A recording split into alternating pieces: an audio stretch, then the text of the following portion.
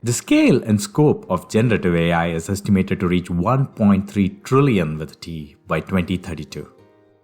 The only question, how?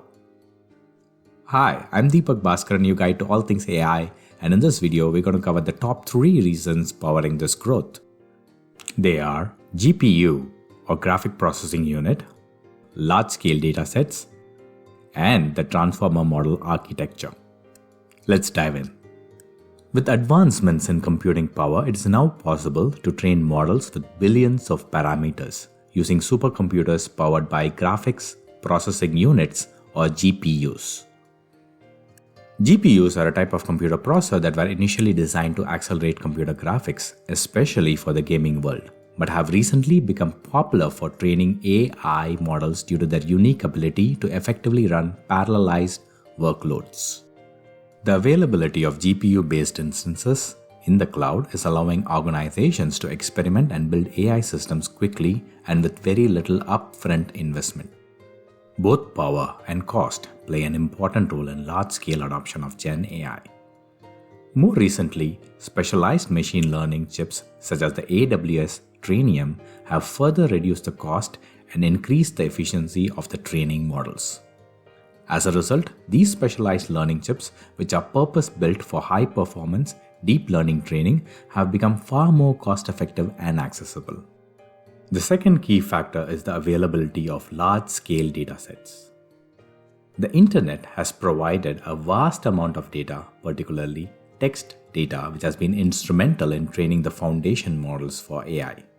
The larger the dataset, the more the model can learn and better it can generalize to new tasks, leading to a cyclical model of growth. So the more you post or tweet, the better the AI models get. The third significant factor is the development of the transformer model architecture. Developed in 2017, the transformer model provides significant improvement in parallelizing text processing, resulting in less training time compared to previous neural network architects. The transformer model also added a self-attention mechanism which allows large language models to weigh the importance of different words in a sentence while generalizing text. This results in more coherent and contextually relevant outputs.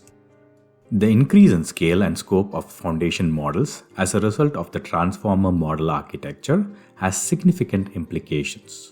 These models can now be fine-tuned to a wide range of downstream tasks, making them incredibly versatile.